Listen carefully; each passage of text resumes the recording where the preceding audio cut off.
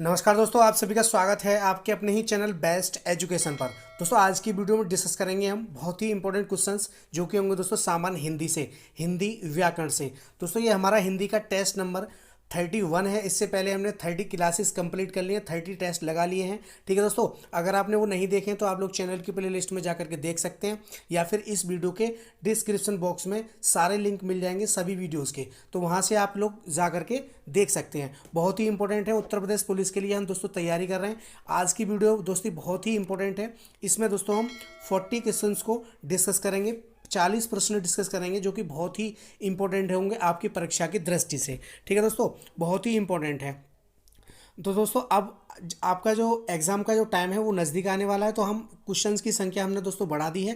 पहले हम 30 क्वेश्चंस को कर रहे थे, अब दोस्तों हम 40 क्वेश्चंस का वीडियो लेकर के आए हैं। तो बहुत ही इंपॉर्टेंट है, तो वीडियो को लास्ट तक ज़रूर देखना और लास्ट में कमेंट करके जरूर बताना आपने 40 में से कितने क्वेश्चंस को सही किया। उत्तर प्रदेश पुलिस के लिए दोस्तों ये रामबाण है, बहुत ही इंपॉर्टेंट क्वेश्चन है। और दोस्तों क्वेश्चन के साथ साथ हम कॉन्सेप्ट भी क्लियर करते चलेंगे, तो आप लोग कॉपी और पेंसिल साथ में लेकर के बैठिए, बहुत ही इंपॉर्टेंट टेस्ट रहने वाला है। ठीक है दोस्तों, इसको हम क्या बोलेंगे, मिनी मैराथन बोलेंगे। छोटा सा मैराथन रहेगा दोस्तों हमारे 40 क्वेश्चंस का। ठीक है दोस्तों, ज़्यादा क्वेश्चंस भी करना ठीक नहीं है, उसमें समय ज़्यादा व्यतीत होगा दोस्तों हमारा, तो आगे चल के और भी इनकी क्वेश्चंस की संख्या हम बढ़ा देंगे। ठीक है दोस्तों, और अगर आप लोग और क्वेश्चन बढ़ाना चाहते हैं, ज़्यादा क्वेश्चन चाहिए, तो आप लोग कमेंट करके बता सकते हैं, या फिर 30 क्वेश्चंस या फिर 40 क्वेश्चंस कितने क्वेश्चंस रखे जाएँ कमेंट कर दीजिए। उसी हिसाब से मैं दोस्तों आप लोगों की क्लास तैयार करूँगा। ठीक है दोस्तों, चलिए तो शुरू करते हैं आज का अपना इंपॉर्टेंट वीडियो इंपॉर्टेंट क्वेश्चंस के साथ। हिंदी व्याकरण का मॉक टेस्ट नंबर दोस्तों 31।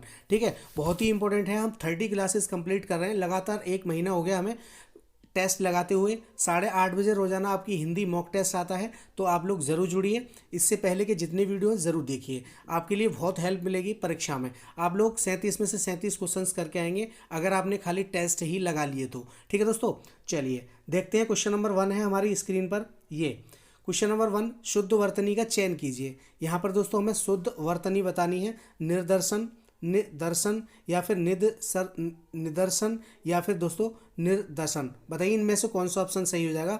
यहाँ पर हमें बताना है दोस्तों निर्दर्शन किस तरीके से हम लिख सकते हैं। शुद्ध वर्तनी का चयन करना है दोस्तों। सारे चैप्टर जितने भी चैप्टर हैं सभी से आपको क्वेश्चंस में लेकर के आया हूँ, बहुत ही इंपॉर्टेंट। और सभी वीडियोस में हम प्रत्येक चैप्टर को डिस्कस करते हैं। ठीक है, कॉन्सेप्ट प्लस क्वेश्चंस ये हमारा लक्ष्य होता है वीडियो में। ठीक है, तो आप लोग अच्छे से तैयार कीजिए, अपनी तैयारी को बेहतर बनाइए, अपनी तैयारी को दोस्तों एक नया आयाम दीजिए, अपने सपनों को पूरा ज़रूर करें। लास्ट समय है दोस्तों, इससे अच्छा मौका नहीं मिलेगा, बहुत बड़ी भर्ती है। ठीक है, 17 और 18 में दो पालियों में हमारे कुछ एग्जाम पेपर हैं, तो आप लोग अच्छे से इनको तैयार कर लीजिए। ठीक है दोस्तों, तो यहाँ पर हमारा ऑप्शन नंबर बी बिल्कुल करेक्ट हो जाएगा, ऑप्शन बी। ठीक है दोस्तों, निर्दर्शन कौन सा ऑप्शन सही हो जाएगा, तो दोस्तों यहाँ पर हमारा ऑप्शन नंबर बी बिल्कुल करेक्ट हो जाएगा, निदर्शन। ठीक है दोस्तों, निदर्शन इस तरीके से लिखेंगे, ये हमारा शुद्ध हो जाएगा। तो यहाँ पर हमारा ऑप्शन नंबर बी बिल्कुल करेक्ट हो जाएगा। चलिए next question, question number 2। Question number 2 है, कमल नयन को छाड़ी महातम और देव को धावे में कौन सा अलंकार है। कमल नयन को छाड़ी महातम और देव को धावे, दोस्तों बताना है हमें कि इसमें कौन सा अलंकार है। अनुप्रास अलंकार है, श्लेष अलंकार है, यमक है या फिर रूपक है, बताइए इनमें से कौन सा ऑप्शन हमारा सही हो जाएगा। तो दोस्तों यहाँ पर हमारा ऑप्शन नंबर डी बिल्कुल करेक्ट हो जाएगा, रूपक अलंकार। ठीक है दोस्तों, क्या हो जाएगा, रूपक अलंकार। रूपक अलंकार क्या होता है दोस्तों, जहाँ गुण की अत्यंत समानता दर्शाने के लिए उपमेय और उपमान को एक कर दिया जाता है। ठीक है, वहीं पर हमारा क्या होता है, वहीं पर दोस्तों हमारा रूपक अलंकार होता है। उपमेय का मतलब होता है दोस्तों जिसकी तुलना की जा रही है, और उपमान का मतलब होता है जिसके साथ तुलना की जा रही है। ठीक है दोस्तों, यहाँ पर इसको भी समझना बहुत ही इंपॉर्टेंट है। तो यहाँ पर हमारा ऑप्शन नंबर डी बिल्कुल राइट हो जाएगा क्वेश्चन नंबर 2 के लिए। चलिए next question, question number 3। Question number 3 है, कलम का सिपाही किसे कहा जाता है। प्रेमचंद, निराला, प्रसाद या फिर दिनकर, बताइए इनमें से कौन सा ऑप्शन हमारा सही हो जाएगा। कलम का सिपाही किसे कहा जाता है, तो दोस्तों यहाँ पर हमारा ऑप्शन नंबर ए बिल्कुल करेक्ट हो जाएगा, ऑप्शन नंबर ए। ठीक है दोस्तों, प्रेमचंद को मुंशी, प्रेमचंद को दोस्तों हम क्या कहते हैं, कलम का सिपाही। ठीक है दोस्तों, बहुत ही इंपॉर्टेंट है, अच्छे से तैयार कर लीजिए। चलिए दोस्तों नेक्स्ट क्वेश्चन देखते हैं, क्वेश्चन नंबर 4। क्वेश्चन नंबर 4 है, किस लोकोक्ति का अर्थ वैभव क्षणिक होता है। ठीक है दोस्तों, होता है या फिर दोस्तों होगा, बताइए इनमें से कौन सा ऑप्शन हमारा सही हो जाएगा। सांच को आँच नहीं, अधजल गगरी छलकत जाए, पांचों उंगलियां बराबर नहीं होती, या फिर 4 दिन की चांदनी फिर अंधेरी रात। बताइए किस लोकोक्ति का जो अर्थ है वो दोस्तों वैभव क्षणिक होता है। ठीक है, बताइए वैभव क्षणिक। तो यहाँ पर दोस्तों हमारा ऑप्शन नंबर डी बिल्कुल करेक्ट हो जाता है, 4 दिन की चांदनी फिर अंधेरी रात। ठीक है दोस्तों, वैभिक वैभव क्षणिक मतलब खुशियाँ 4 दिन की है ना, 4 दिन की चांदनी है फिर अंधेरी रात है। ठीक है, तो यहाँ पर हमारा ऑप्शन नंबर डी बिल्कुल करेक्ट हो जाएगा। चलिए दोस्तों नेक्स्ट क्वेश्चन देखते हैं, क्वेश्चन नंबर 5। क्वेश्चन नंबर 5 है अवतार में किस उपसर्ग का प्रयोग हुआ है। अवतार में किस उपसर्ग का प्रयोग हुआ है, अपि, अभि, अब या फिर अधि। बताइए इनमें से कौन सा ऑप्शन हमारा सही हो जाएगा। प्रत्येक क्वेश्चन को दोस्तों मैं सेलेक्टेड लेकर के आ रहा हूँ। ठीक है, पिछले प्रीवियस ईयर आप लोग उठा के देख लीजिए, सब सारे क्वेश्चंस ऐसे ही मिलेंगे आपको। ठीक है, तो बहुत ही इंपॉर्टेंट क्वेश्चंस का कलेक्शन करा रहा हूँ, कॉम्बो पैक करा रहा हूँ। यहाँ से आपने अगर अच्छे से तैयारी कर ली तो आप लोग 37 में से 37 ही क्वेश्चन करके आएंगे, 74 नंबर पक्के करके आएंगे और अपनी अपनी जो मेरिट होगी उसको दोस्तों टॉप पे ले जाएंगे। ठीक है, तो अच्छे से तैयार कर लीजिए इनको, अच्छे से जितने भी वीडियो हैं सभी को देखिए और अपने दोस्तों तक ज़रूर शेयर कीजिए। मेरा प्रयास अगर अच्छा लग रहा है, आप लोगों को लगता है बाकी कि मैं आपके जो सपने हैं उनमें थोड़ा सा सहयोग कर रहा हूँ, तो आप लोग चैनल को सब्सक्राइब कर लीजिए और वीडियो को ज़्यादा से ज़्यादा दोस्तों में शेयर भी कीजिए। सभी भाई सभी बहन से रिक्वेस्ट है कि आप लोग चैनल को सब्सक्राइब करें और दोस्तों वीडियो को शेयर ज़रूर करें। आप लोग लाइक बहुत कम कर रहे हैं, क्या वीडियो पसंद नहीं आ रहा? ठीक है, तो वीडियो को लाइक भी कर दीजिए, बहुत ही मेहनत लगती है। छोटा सा वीडियो होता है लेकिन इसमें जो मटेरियल इकट्ठा करना पड़ता है, तैयार करना पड़ता है, उसमें दोस्तों बहुत समय लगता है। ठीक है, तो यहाँ पर हमारा कौन सा ऑप्शन सही हो जाएगा। तो यहाँ पर दोस्तों अवतार में पूछा है उपसर्ग।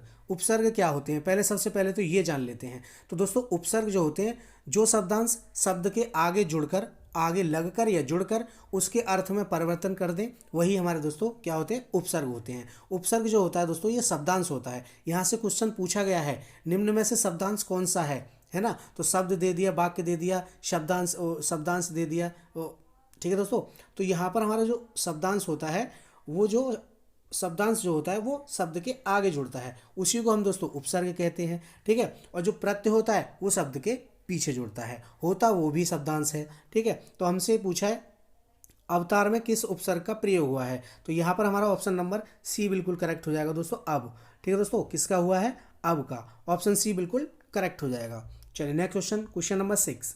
क्वेश्चन नंबर 6 है निम्नलिखित में कौन अव्ययभाव समास का उदाहरण नहीं है। हमसे पूछा है दोस्तों नहीं है, नहीं का ध्यान अवश्य रखें। नहीं क्वेश्चंस में बनता है और बार बार क्वेश्चनों में नहीं डालता है वो। ठीक है, जिससे कि आपको भ्रमत हो, आप लोग भ्रमत हो। ठीक है, भ्रमित हो जाते हैं और आप लोग गलत ऑप्शन चूज करके चले आते हैं, पॉजिटिव क्वेश्चन का लगा जाते हैं। ठीक है, तो नेगेटिव क्वेश्चन का बिल्कुल ध्यान रखें, अपना गोला अच्छे से भरें। ठीक है, एक क्वेश्चन बहुत कीमती होता है दोस्तों, एक क्वेश्चन बहुत ही इंपॉर्टेंट होता है हमारी मेरिट के लिए। एक क्वेश्चन पे हमारा सिलेक्शन रुक जाता है, एक क्वेश्चन पे हमारा सिलेक्शन हो जाता है। ठीक है, तो अच्छे से गोला करके आना। तो यहाँ पर हमारा कौन सा ऑप्शन सही हो जाएगा, यथाशक्ति, बेमतलब या फिर प्रतिवर्ष या फिर लोकप्रिय। बेमतलब, बताइए इनमें से कौन सा ऑप्शन हमारा सही हो जाएगा, वे मतलब। बताइए, तो यही हमारा ऑप्शन सही हो जाएगा, इसीलिए मैं बार बार रिपीट कर रहा हूँ, बेमतलब। ठीक है दोस्तों, बेमतलब है ये शब्द भी। तो यहाँ पर हमारा अव्ययभाव का समास नहीं है, कौन सा अव्ययभाव समास, तो दोस्तों बेमतलब। ठीक है, बी ऑप्शन हमारा बिल्कुल करेक्ट हो जाएगा। यहाँ पे यथाशक्ति, इसमें दोस्तों यथा आ रहा है। प्रतिवर्ष, इसमें दोस्तों प्रति आ रहा है। ठीक है दोस्तों, इसमें लोकप्रिय, तो इसमें लोक आ रहा है ना। तो यहाँ पर हमारा ऑप्शन नंबर बी बिल्कुल करेक्ट हो जाएगा, बेमतलब। ठीक है दोस्तों, अव्ययभाव समास क्या होता है, जिस समस्त पद में पहला पद जो हो अव्यय हो, ठीक है, तथा पहला ही पद हमारा प्रधान होता है, तो वही हमारा क्या हो जाता है, अव्ययभाव समास हो जाता है। ठीक है, तो यहाँ पर हमारा ऑप्शन नंबर भी बिल्कुल करेक्ट हो जाएगा। चलिए next question, question number 7। Question number 7 है जिस शब्द से क्रिया के होने का निर्धारित हो, जिस शब्द से क्रिया के होने का समय निर्धारित हो उसे कहते हैं। क्रिया के होने का समय निर्धारित हो उसे दोस्तों क्या कहते हैं, कारक, काल, अव्यय या फिर क्रिया विशेषण। बताइए इनमें से कौन सा ऑप्शन हमारा सही हो जाएगा क्वेश्चन नंबर 7 के लिए। तो दोस्तों यहाँ पर हमारा ऑप्शन नंबर बी बिल्कुल राइट हो जाएगा दोस्तों, काल। ठीक है दोस्तों, जिस शब्द से क्रिया के होने का समय निर्धारित होता है उसी को दोस्तों हम क्या कहते हैं, काल कहते हैं। तो यहाँ पर हमारा ऑप्शन नंबर बी बिल्कुल राइट हो जाएगा। ठीक है दोस्तों, काल की परिभाषा जो होती है, क्रिया का वह रूप परिवर्तन जिसके द्वारा कार्य व्यापार के समय तथा कार्य की पूर्णता या अपूर्णता का बोध होता है, वही दोस्तों हमारा क्या होता है, काल होता है। काल जो होते हैं दोस्तों, काल के जो भेद होते हैं वो 3 होते हैं, ठीक है दोस्तों, वर्तमान काल, भूतकाल और दोस्तों भविष्य काल, ये भी आप याद रखिएगा। तो यहाँ पर हमारा ऑप्शन नंबर भी बिल्कुल करेक्ट हो जाएगा। क्वेश्चन नंबर 8 है, निम्न में उसर का विलोम शब्द क्या है। विलोम पूछा है दोस्तों, उसर का, निम्न में उसर का विलोम क्या है दोस्तों। बंजर, मरुभूमि, उपजाऊ या फिर उर्वर, बताइए इनमें से कौन सा ऑप्शन यहाँ पर सही हो जाएगा। तो दोस्तों उसर का जो विलोम होता है वो दोस्तों होता है हमारा उर्वर, ठीक है दोस्तों। तो यहाँ पर हमारा डी ऑप्शन बिल्कुल करेक्ट हो जाएगा। चलिए दोस्तों next question, question number 9। Question number 9 है, भविष्य में होने वाला के लिए एक शब्द बताना है दोस्तों। शब्द समूह के लिए एक शब्द चुनना है दोस्तों हमें। भविष्य में होने वाला, इसके लिए दोस्तों हमें एक शब्द बताना है। भावी, भविष्यवक्ता, अतीत या फिर पुरातन, बताइए इनमें से कौन सा ऑप्शन हमारा सही हो जाएगा। भविष्य में होने वाला, तो दोस्तों यहाँ पर हमारा ऑप्शन नंबर ए बिल्कुल करेक्ट हो जाएगा, भावी, ठीक है दोस्तों। भविष्य में होने वाला, इसके लिए दोस्तों क्या कहते हैं, हम भावी बोलते हैं। ऑप्शन ए बिल्कुल करेक्ट हो जाएगा। चलिए next question, question number 10। Question number 10 है, अंधा युग किस प्रकार की रचना है। अंधा युग जो है दोस्तों ये किस प्रकार की रचना है। उपन्यास है, काव्य है, काव्य नाटक है या फिर नाटक है, बताइए इनमें से कौन सा ऑप्शन हमारा सही हो जाएगा। बहुत ही इंपॉर्टेंट क्वेश्चन है, प्रत्येक चैप्टर से आपको क्वेश्चन देखने के लिए मिलेगा, तो अच्छे से तैयार कर लीजिए, ठीक है। अपने दोस्तों के साथ शेयर भी कीजिए, जितने भी ग्रुप हों आपके, ईमानदारी से दोस्तों शेयर कर दीजिए, ठीक है, दबा के शेयर कीजिए।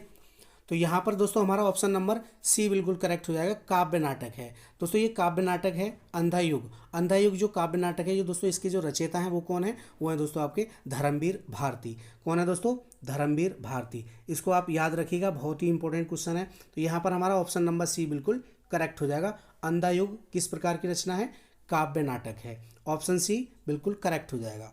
Next question, question number 11। Question number 11 है, सुधा नेहा को हाथ से मारती है, इस वाक्य में कौन सा कारक है। दोस्तों कारकों की जो संख्या होती है वो 8 होती है, ये भी आप याद रखिएगा, ठीक है दोस्तों। हमसे पूछा है सुधा नेहा को हाथ से मारती है, किससे मारती है, हाथ से मारती है। तो इसमें दोस्तों कौन सा कारक है, कर्ता कारक, अपादान कारक, करण कारक या फिर अधिकरण कारक, बताइए दोस्तों इनमें से कौन सा ऑप्शन हमारा सही हो जाएगा। हाथ से मारती है, तो दोस्तों से मारती है, ठीक है। तो यहाँ पर हमारा ऑप्शन नंबर सी बिल्कुल राइट हो जाएगा, करण कारक, ठीक है दोस्तों। किसका कौन सा कारक है वाक्य में, करण कारक है, तो सी ऑप्शन हमारा बिल्कुल करेक्ट हो जाएगा। चलिए दोस्तों नेक्स्ट क्वेश्चन देख लेते हैं, क्वेश्चन नंबर 12। क्वेश्चन नंबर 12 है, शरणागत में कौन सा समास है। शरणागत में कौन सा समास है, कर्मधारय, तत्पुरुष, बहुव्रीहि या फिर द्विगु, बताइए दोस्तों इनमें से कौन सा ऑप्शन हमारा सही हो जाएगा। शरणागत, शरण में आगत, ठीक है, इसका जो समास विग्रह होगा वो दोस्तों क्या होगा, शरण में आगत, ठीक है दोस्तों, शरण में आगत। ये एनसीईआरटी के थ्रू है, ठीक है, एनसीईआरटी के तहत है शरण में आगत। कि एक किताब में मैंने देखा था, उसमें दोस्तों शरण को आगत भी लिखा हुआ है, ठीक है, को आगत, तो उसमें कर्म कारक लगा दिया। लेकिन यहाँ पर जो सही होगा हमारा जो शुद्ध है वो दोस्तों हमारा शरण में आगत होगा, ठीक है, अधिकरण कारक की विभक्ति। तो यहाँ पर हमारा अधिकरण तत्पुरुष समास हो जाएगा, ठीक है। तो यहाँ पर हमारा ऑप्शन नंबर बी बिल्कुल राइट हो जाएगा। हमसे कारक समास तो नहीं पूछा है, खाली समास पूछा है, तो तत्पुरुष समास हो जाएगा, ठीक है दोस्तों, शरण में आगत। तो बी ऑप्शन हमारा बिल्कुल करेक्ट हो जाएगा। तत्पुरुष समास जिसका दोस्तों उत्तर पद प्रधान होता है, ठीक है, यहाँ पर हमारा ऑप्शन नंबर बी बिल्कुल करेक्ट हो जाएगा। चलिए नेक्स्ट क्वेश्चन, क्वेश्चन नंबर 13। निम्न में से किस शब्द का प्रयोग हमेशा बहुवचन में होता है, बहुवचन के लिए होता है। घर, भवन, प्राण या फिर पत्नी, बताइए इनमें से कौन सा ऑप्शन सही हो जाएगा। निम्न में से किस शब्द का हमेशा दोस्तों प्रयोग जो होता है वो दोस्तों बहुवचन में होता है। तो यहाँ पर हमारा ऑप्शन नंबर सी बिल्कुल करेक्ट हो जाएगा दोस्तों, प्राण, ठीक है दोस्तों। प्राण जो है, प्राण निकल गए, तो बहुवचन में ही होता है इसका प्रयोग हमेशा, ऑलवेज। तो यहाँ पर हमारा ऑप्शन नंबर सी बिल्कुल करेक्ट हो जाएगा। चलिए दोस्तों नेक्स्ट क्वेश्चन देखते हैं, क्वेश्चन नंबर 14। क्वेश्चन नंबर 14 है, प्रत्येक शब्द का प्रयोग सदा होता है। प्रत्येक जो शब्द है हमारा दोस्तों, ये प्रत्येक जो शब्द है इसका प्रयोग सदा किस प्रकार से होता है। एक वचन में होता है, बहुवचन में होता है, ए बी दोनों में होता है, या उपरोक्त में से किसी में नहीं होता, बताइए प्रत्येक शब्द का प्रयोग सदा होता है। तो दोस्तों प्रत्येक जो शब्द है हमारा, इसका प्रयोग जो होता है सदा दोस्तों एक वचन में होता है, ठीक है दोस्तों। किस में होता है, एक वचन में। तो यहाँ पर हमारा ए ऑप्शन बिल्कुल करेक्ट हो जाएगा। चलिए दोस्तों next question, question number 15। Question number 15 है, चोर की दाढ़ी में तिनका, लोकोक्ति का सही अर्थ क्या है। चोर की दाढ़ी में दोस्तों तिनका। बहुत ही इंपॉर्टेंट क्वेश्चन है। चोर का स्वयं डरना, चोर की पहचान होना, दाढ़ी गंदी होना या फिर हर चोर की दाढ़ी होना। बताइए इनमें से कौन सा ऑप्शन हमारा सही हो जाएगा।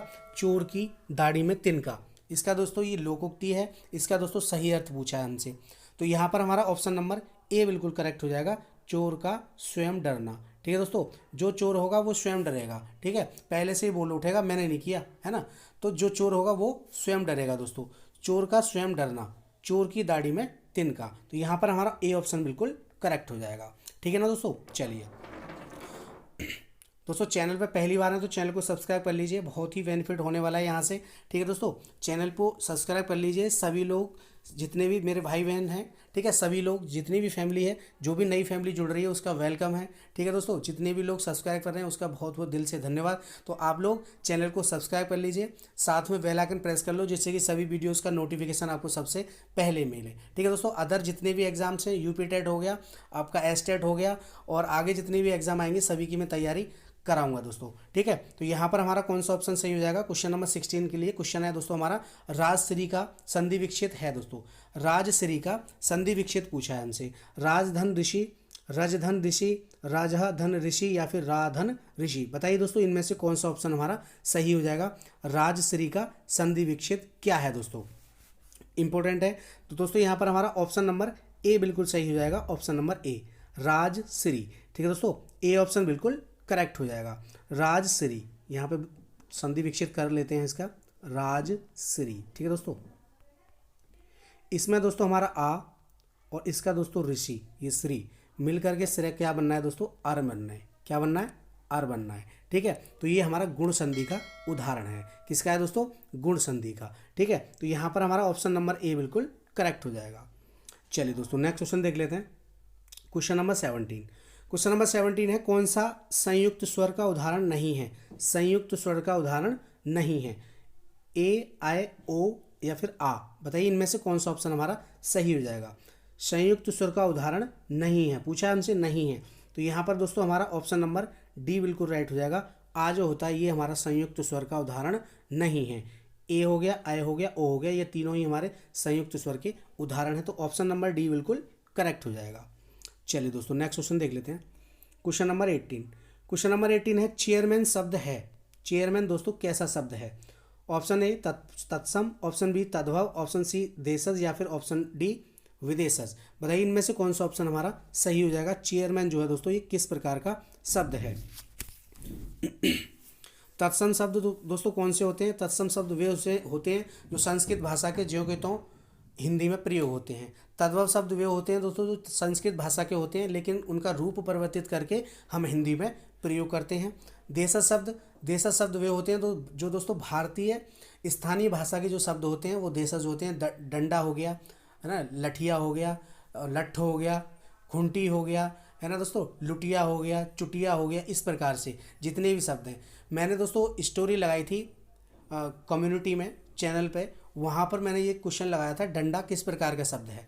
तो उसमें से दोस्तों सभी लोगों ने पता नहीं क्या खा करके उसका आंसर दिया। सभी लोगों ने दोस्तों तत्सम शब्द लगाया, जबकि वो दोस्तों देशज शब्द है ना। तो उसका सभी ने गलत आंसर दिया है। तो यहाँ पर पूछा है हमसे चेयरमैन शब्द कैसा है। तो दोस्तों अच्छे से पढ़ाई कीजिए, अपनी तैयारी को एक नया आयाम दीजिए। तो यहाँ पर दोस्तों क्वेश्चन नंबर 18 के लिए ऑप्शन नंबर डी बिल्कुल राइट हो जाएगा। चेयरमैन जो है दोस्तों ये हमारा विदेशज शब्द है। कैसा शब्द है दोस्तों, विदेशज शब्द वे शब्द होते हैं जो दोस्तों दूसरी भाषाओं से हम अपनी हिंदी में प्रयोग करते हैं। ठीक है, वो हमारे विदेशज शब्द होते हैं। जैसे चीनी शब्द हो गया, है ना, और आपका फारसी हो गया, अरबी हो गया, जापानी हो गया, बहुत सारी भाषाओं के हमारे हिंदी में शब्द लिए गए हैं जिनको हम धड़ल्ले से बोलते हैं। तो यहाँ पर हमारा ऑप्शन नंबर डी बिल्कुल करेक्ट हो जाएगा। चेयरमैन जो शब्द है वो दोस्तों विदेशज शब्द है। ठीक है, चलिए नेक्स्ट क्वेश्चन देखते हैं। Question number 19। क्वेश्चन नंबर 19 कवि किस संज्ञा भेद का शब्द है। कवि जो है दोस्तों ये किस संज्ञा भेद का शब्द है। व्यक्तिवाचक, समूहवाचक, जातिवाचक या फिर भाववाचक। बताइए इनमें से कौन सा ऑप्शन हमारा सही हो जाएगा। कवि जो है दोस्तों इसमें दोस्तों किस प्रकार की संज्ञा है। संज्ञा जो होती है दोस्तों, संज्ञा के जो भेद होते हैं वो 5 होते हैं। ठीक है दोस्तों, व्यक्तिवाचक, जातिवाचक, समूहवाचक, भाववाचक और दोस्तों द्रव्यवाचक, ये 5 प्रकार की हमारी संज्ञाएं होती हैं। तो यहाँ पर हमसे पूछा है कवि, कवि जो है दोस्तों ये जातिवाचक संज्ञा है। ठीक है, सी ऑप्शन हमारा बिल्कुल करेक्ट हो जाएगा। किस प्रकार की है? जातिवाचक संज्ञा। जातिवाचक संज्ञा क्या होती है? जिस शब्द से एक प्रकार की वस्तु या व्यक्तियों का बोध हो, वही हमारी दोस्तों जातिवाचक संज्ञा होती है। ठीक है दोस्तों, जैसे मनुष्य हो गया, देवता हो गया, देवी हो गया, कलम होगी, पुस्तक हो गई, कुर्सी हो गई, इस प्रकार से ये सभी हमारी जातिवाचक संज्ञा है। व्यक्तिवाचक जैसे महात्मा गांधी हो गए, व्यक्तिवाचक है ना दोस्तों। अब यहाँ पे कवि पूछा है, कवि का अगर नाम पूछ लिया जाता, अगर बोल देते हम कि प्रेमचंद, तो वो हमारा व्यक्तिवाचक हो जाता। ठीक है, गंगा व्यक्तिवाचक है। अगर नदी पूछे तो जातिवाचक है। ठीक है, तो यहाँ पर हमारा ऑप्शन नंबर सी बिल्कुल करेक्ट हो जाएगा। चलिए नेक्स्ट क्वेश्चन देखते हैं, क्वेश्चन नंबर 20। क्वेश्चन नंबर 20 है लल्लो चप्पो करना, मुहावरे का सही अर्थ पूछा है दोस्तों। लल्लो चप्पो करना, मुहावरे का सही अर्थ दोस्तों क्या है? बातें बनाना, डींग मारना, खुशामद करना या फिर शिकायत करना। बताइए इनमें से कौन सा ऑप्शन हमारा सही हो जाएगा? लल्लो चप्पो करना। तो दोस्तों यहाँ पर हमारा ऑप्शन नंबर सी बिल्कुल राइट हो जाएगा, खुशामद करना। ठीक है दोस्तों, ऑप्शन सी बिल्कुल करेक्ट हो जाएगा, खुशामद करना। चलिए दोस्तों नेक्स्ट क्वेश्चन देख लेते हैं, क्वेश्चन नंबर 21। क्वेश्चन नंबर 21 है दोस्तों, वीडियो को लाइक कर दीजिए और ज़्यादा से ज़्यादा दोस्तों में शेयर भी कर दीजिए। चैनल पे पहली बार आए तो चैनल को सब्सक्राइब कर लीजिए। ठीक है दोस्तों, क्वेश्चन नंबर 1 है निरामिस किसे कहते हैं? इंपॉर्टेंट क्वेश्चन है दोस्तों। ये जो शब्द है हमारा निरामिस, इसका अर्थ पूछा है हमसे। निरामिस किसे कहते हैं? मांस रहित भोजन, मोक्ष का इच्छुक, रात्रि में विचरण करने वाला या फिर मृत्यु का इच्छुक।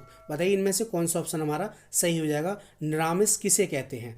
तो दोस्तों यहाँ पर हमारा ऑप्शन नंबर ए बिल्कुल करेक्ट हो जाएगा, मांस रहित भोजन। ठीक है दोस्तों, मांस रहित भोजन को हम दोस्तों निरामिस बोलते हैं। तो यहाँ पर हमारा ए ऑप्शन बिल्कुल करेक्ट हो जाएगा। चलिए नेक्स्ट क्वेश्चन देखते हैं, क्वेश्चन नंबर 22। शहद शब्द है, शहद जो शब्द है दोस्तों ये कैसा है? तत्सम है, तद्भव है, देशज है या फिर आगत है। बताइए इनमें से कौन सा ऑप्शन हमारा सही हो जाएगा? तो दोस्तों तत्सम नहीं होगा, तद्भव भी नहीं होगा। यहाँ पर दोस्तों हमारा ये कैसा शब्द है? शहद जो है दोस्तों ये हमारा आगत शब्द है। कैसा है दोस्तों? आगत शब्द है। तो यहाँ पर हमारा ऑप्शन नंबर डी बिल्कुल करेक्ट हो जाएगा। ठीक है दोस्तों, शहद हमारा आगत शब्द है। हिंदी में दोस्तों अनेक शब्द ऐसे हैं जो कि दोस्तों विदेशी मूल के, विदेशी भाषाओं से यूज होते हैं, वही हमारा दोस्तों आगत कहलाते हैं, उन्हीं को आगत बोल देते हैं। तो यहाँ पर डी ऑप्शन बिल्कुल करेक्ट हो जाएगा। Next question, question number 23। Question number 23 है वनिता का प्रयोग किस अर्थ में होता है? वनिता जो है इसका दोस्तों प्रयोग किस अर्थ में होता है? जंगल, स्त्री, पुस्तक या फिर व्यवसायी। बताइए इनमें से कौन सा ऑप्शन हमारा सही हो जाएगा? तो दोस्तों वनिता का जो प्रयोग होता है वो दोस्तों स्त्री के लिए होता है। ठीक है दोस्तों, वनिता का प्रयोग स्त्री के लिए होता है। तो यहाँ पर हमारा ऑप्शन नंबर बी बिल्कुल करेक्ट हो जाएगा। ठीक है दोस्तों, चलिए नेक्स्ट क्वेश्चन देख लेते हैं, क्वेश्चन नंबर 23। क्वेश्चन नंबर 23 है दोस्तों मुकंद किसका पर्याय है? इंपॉर्टेंट क्वेश्चन है दोस्तों, मुकंद किसका पर्याय है? ऑप्शंस हैं विष्णु, शिव, सूर्य या फिर कामदेव। बताइए इनमें से कौन सा ऑप्शन हमारा सही हो जाएगा क्वेश्चन नंबर 23 के लिए? मुकंद किसका दोस्तों पर्याय है? तो दोस्तों यहाँ पर हमारा ऑप्शन नंबर ए बिल्कुल राइट हो जाता है, ऑप्शन नंबर ए। ठीक है दोस्तों, किसका है दोस्तों ये? तो दोस्तों ये विष्णु का पर्याय है। तो यहाँ पर ए ऑप्शन बिल्कुल राइट हो जाएगा। विष्णु के दोस्तों इसके अतिरिक्त केशव हो गया दोस्तों, इनको भी आप नोट डाउन कर लीजिए। विष्णु के केशव हो गया, गोविंद हो गया, उपेंद्र हो गया, उपेंद्र, दामोदर है ना, दामोदर भी बोल देते हैं, पीताम्बर, नारायण आदि ये पर्याय हैं इसके मुकंद के। ठीक है दोस्तों, तो यहाँ पर हमारा ऑप्शन नंबर ए जो है बिल्कुल करेक्ट हो जाएगा। चलिए दोस्तों नेक्स्ट क्वेश्चन देख लेते हैं, क्वेश्चन नंबर 24। क्वेश्चन नंबर 24 है काहे री नलिनी तू कुमिलानी, काहे री नलिनी तू कुमिलानी, तेरे ही नाली सरोवर पानी। पंक्ति के रचनाकार कौन है? इंपॉर्टेंट क्वेश्चन है दोस्तों। काहे री नलिनी तू कुमिलानी, तेरे ही नाली सरोवर पानी। ठीक है, ये जो पंक्तियां हैं किसकी हैं? जायसी की हैं, रैदास की हैं, कबीर की हैं या फिर दादू की हैं। बताइए इनमें से कौन सा ऑप्शन हमारा सही हो जाएगा? तो दोस्तों दी गई जो पंक्तियां हैं दोस्तों, इसके जो रचनाकार हैं वो दोस्तों रैदास हैं। ठीक है, तो यहाँ पर हमारा ऑप्शन नंबर बी बिल्कुल करेक्ट हो जाएगा। ये जो पंक्तियां हैं दोस्तों ये रैदास की हैं। ठीक है, ऑप्शन नंबर बी बिल्कुल करेक्ट हो जाएगा। चलिए next question, question number 25। Question number 25 है करपट का तत्सम रूप क्या है? करपट का दोस्तों तत्सम रूप पूछा है। कपट, कारपेट, कपूर या फिर कपड़ा। बताइए इनमें से कौन सा ऑप्शन हमारा सही हो जाएगा। करपट का तद्भव रूप पूछा है दोस्तों, क्या पूछा है, तद्भव। ठीक है, करपट जो है दोस्तों ये हमारा तत्सम शब्द है, इसका हमें दोस्तों तद्भव बताना है। तो यहाँ पर दोस्तों हमारा ऑप्शन नंबर कौन सा सही हो जाएगा, ऑप्शन नंबर डी बिल्कुल राइट हो जाएगा, कपड़ा। ठीक है दोस्तों, कपड़ा जो है हमारा दोस्तों ये तद्भव शब्द है, और करपट जो है ये हमारा कैसा शब्द है, तत्सम शब्द है। ठीक है, इसका तद्भव क्या हो जाएगा, कपड़ा। तो यहाँ पर डी ऑप्शन हमारा बिल्कुल करेक्ट हो जाएगा। चलिए next question, question number 26। Question number 26 है, निम्नलिखित में वर्तनी की दृष्टि से कौन सा शब्द युग्म शुद्ध है। वर्तनी की शुद्ध दृष्टि से कौन सा शब्द युग्म दोस्तों शुद्ध है हमारा। बारात, वसंत, बारात, वसंत, ये तो हमारा वरात वसंत है, इसमें डंडा नहीं है, इसमें हमारा डंडा लगा हुआ है। बारात वसंत, बारात वसंत या फिर बारात वसंत। बताइए इनमें से कौन सा ऑप्शन हमारा सही हो जाएगा। किस युग में दोस्तों दोनों ही शब्द हमारे शुद्ध हैं।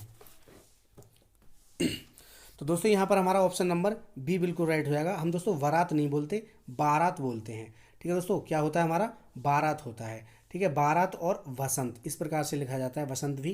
तो ये वाला युग्म हमारा सही है, ऑप्शन नंबर बी बिल्कुल करेक्ट हो जाएगा, option number B question number 26 के लिए। चलिए दोस्तों next question, question number 27। Question number 27 है, अर्धस्वर हैं, इनमें से हमें बताना है दोस्तों अर्धस्वर कौन से हैं। ये, व, ई, उ, री, ले या फिर दोस्तों री और शे। बताइए इनमें से कौन सा ऑप्शन हमारा सही हो जाएगा, अर्धस्वर कौन से हैं। तो दोस्तों यहाँ पर हमारा ऑप्शन नंबर ए बिल्कुल राइट हो जाएगा, ऑप्शन ए। ये और वे ये दोस्तों हमारे अर्धस्वर कहलाते हैं। कैसे हैं दोस्तों, ये अर्धस्वर। तो यहाँ पर हमारा ए ऑप्शन बिल्कुल करेक्ट हो जाएगा। चलिए दोस्तों next question, question number 28। Question number 28 है, एक बार कही बात को दोहराते रहना। वाक्यांश के लिए दोस्तों एक शब्द चुनना है हमें, एक ही बात को दोस्तों बार बार दोहराना। एक बार कही बात को दोहराते रहना, इसके लिए दोस्तों एक शब्द कौन सा होगा। आगार, प्रकथन, पिष्टपेषण या फिर प्रस्तावना। बताइए इनमें से कौन सा ऑप्शन हमारा सही हो जाएगा क्वेश्चन नंबर 28 के लिए। तो दोस्तों हमारा यहाँ पर ऑप्शन नंबर 3 जो है, ऑप्शन नंबर सी जो है, सी फॉर चेन्नई, ये सही हो जाएगा। ठीक है दोस्तों, ऑप्शन सी बिल्कुल करेक्ट हो जाएगा, पिष्टपेषण, पिष्टपेषण। ठीक है दोस्तों, एक बार कही बात को दोहराते रहना, वाक्य के लिए एक शब्द जो होगा पिष्टपेषण होगा। तो यहाँ पर हमारा ऑप्शन नंबर सी बिल्कुल करेक्ट हो जाएगा। चलिए दोस्तों next question, question number 29। Question number 29 है, बुद्धिहीन शब्द व्याकरण की दृष्टि से किस संवर्ग में है। दोस्तों बुद्धिहीन जो शब्द है ये दोस्तों व्याकरण की दृष्टि से किस संवर्ग में है। संज्ञा में आता है, सर्वनाम में, विशेषण में या फिर क्रिया में। बताइए इनमें से कौन सा ऑप्शन हमारा सही हो जाएगा। बुद्धिहीन जो शब्द है वो दोस्तों किस प्रकार का शब्द है, संज्ञा है, सर्वनाम है, विशेषण है या फिर क्रिया है। Question number 29। तो दोस्तों यहाँ पर हमारा ऑप्शन नंबर सी बिल्कुल राइट हो जाएगा दोस्तों, क्या है, विशेषण है। ऑप्शन सी बिल्कुल करेक्ट हो जाएगा। बुद्धिहीन जो शब्द है दोस्तों ये व्याकरण की दृष्टि से विशेषण संवर्ग का है। ठीक है, तो यहाँ पर हमारा ऑप्शन नंबर सी बिल्कुल राइट हो जाएगा। ठीक है दोस्तों, राहुल बुद्धिहीन है, राहुल बुद्धिहीन है, तो यहाँ पर क्या है दोस्तों, विशेषण है। राहुल की विशेषता बताई जा रही है, संज्ञा की विशेषता बताई जा रही है, कैसा है, बुद्धिहीन है। ठीक है, तो संज्ञा क्या है हमारा, राहुल है, राहुल की विशेषता बताई जा रही है। तो जो शब्द संज्ञा या सर्वनाम की विशेषता बताते हैं उन्हीं को दोस्तों हम विशेषण कहते हैं। तो यहाँ पर हमारा ऑप्शन नंबर सी बिल्कुल करेक्ट हो जाएगा। चलिए नेक्स्ट क्वेश्चन, क्वेश्चन नंबर 30। छत से ईंट गिरी, वाक्य में कौन सा कारक है। इंपॉर्टेंट क्वेश्चन है दोस्तों, छत से ईंट गिरी, वाक्य में कौन सा कारक है। अपादान, अधिकरण, संबंध या फिर संप्रदान। कारक 8 प्रकार की, ये आप लोग याद रखिएगा। तो यहाँ पर हमारा ऑप्शन नंबर कौन सा सही हो जाएगा,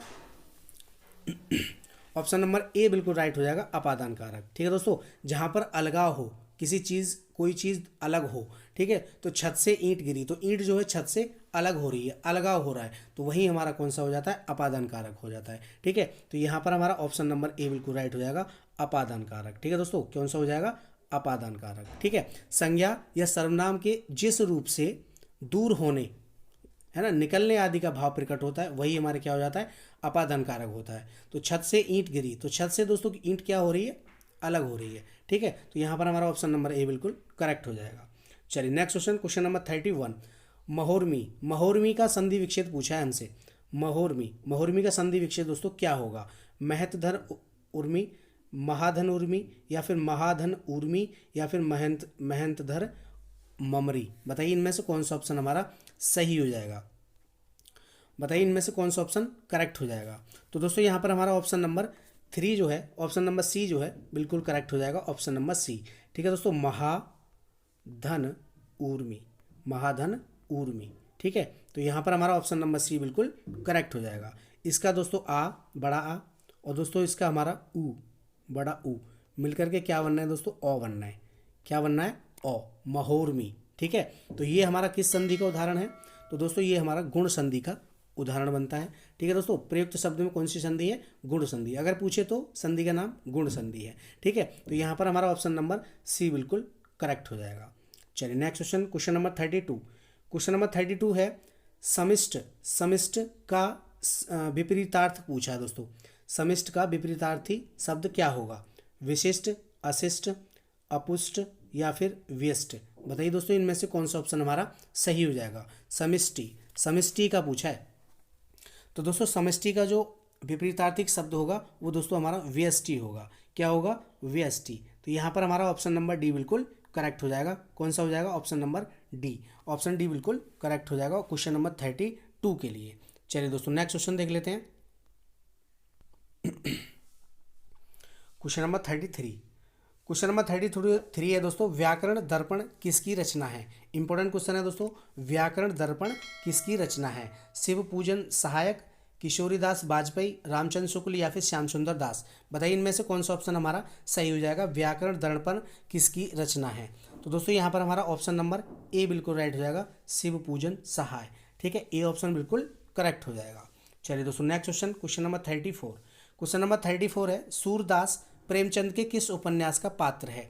सूरदास प्रेमचंद के किस उपन्यास का पात्र है दोस्तों, वरदान, प्रतिज्ञा, गोदान या फिर रंगभूमि। बताइए इनमें से कौन सा ऑप्शन हमारा सही हो जाएगा। सूरदास जो है दोस्तों ये एक पात्र है, तो हमसे पूछा है कि किस उपन्यास का पात्र है और मुंशी प्रेमचंद का है। बताइए तो इनमें से कौन सा ऑप्शन हमारा सही हो जाएगा। तो यहाँ पर दोस्तों हमारा ऑप्शन नंबर डी बिल्कुल करेक्ट हो जाएगा, रंगभूमि। ठीक है दोस्तों, सूरदास जो है दोस्तों ये रंगभूमि का क्या है, पात्र है। ठीक है, प्रेमचंद का है रंगभूमि, तो यहाँ पर हमारा ऑप्शन नंबर डी बिल्कुल करेक्ट हो जाएगा। चलिए दोस्तों next question, question number 35। Question number 35 है अंधा युग किसकी रचना है। इंपॉर्टेंट क्वेश्चन है दोस्तों, अंधा युग किसकी रचना है। पहले हमने इससे पहले जो क्वेश्चन किया था वो था दोस्तों किस प्रकार का है, काव्य नाटक है, नाटक है, क्या है, तो वो काव्य नाटक है दोस्तों हमारा ये अंधा युग।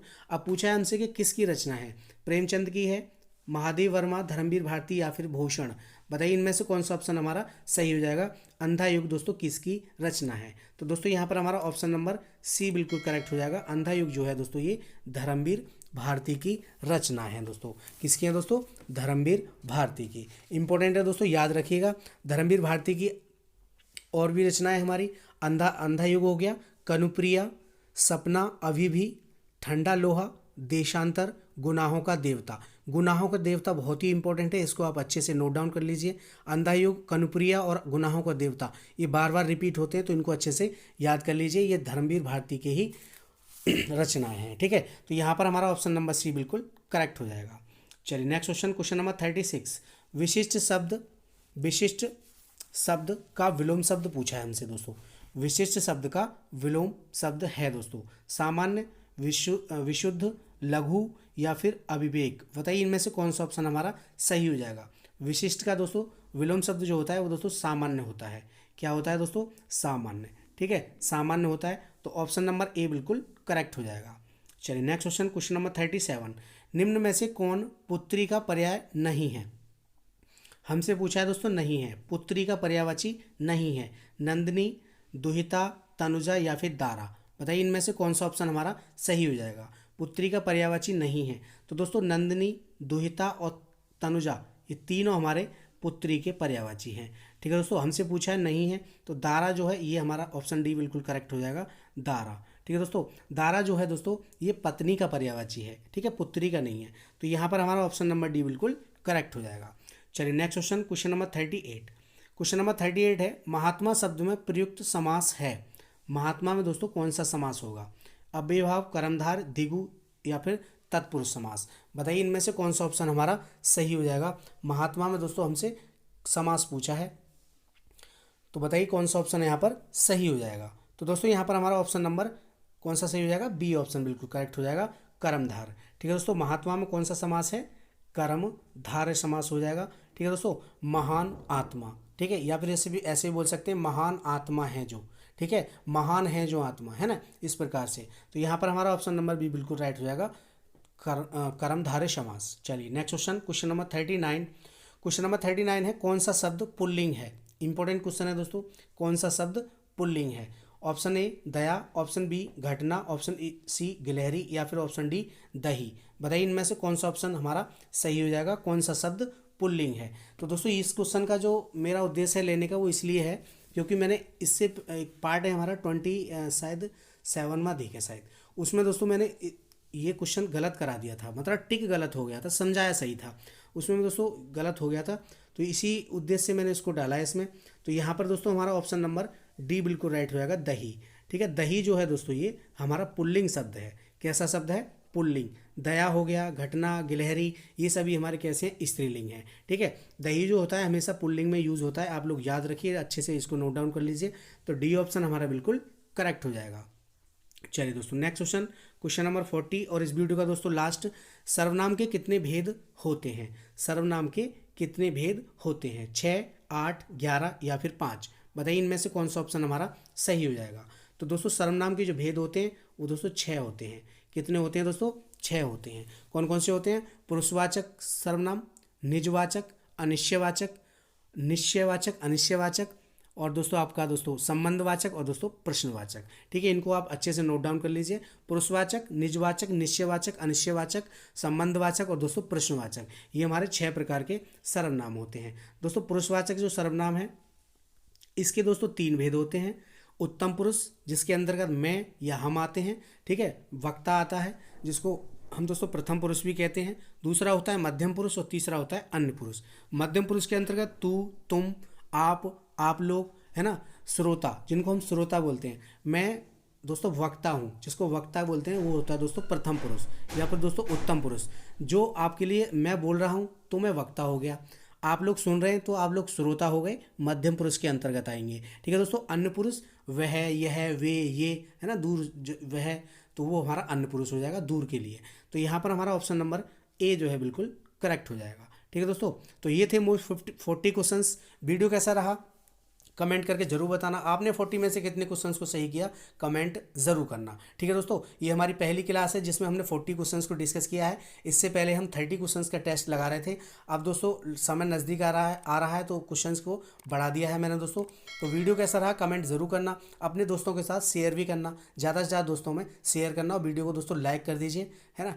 और आप लोग लाइक और सब्सक्राइब दोनों कर लीजिए क्योंकि कोई भी पैसा नहीं लगता, निःशुल्क है सब, है ना, निःशुल्क शिक्षा दे रहा हूँ। तो यहाँ पर हमारा यहाँ पर हमारा वीडियो यहीं समाप्त होता है। इस वीडियो में दोस्तों इतना ही।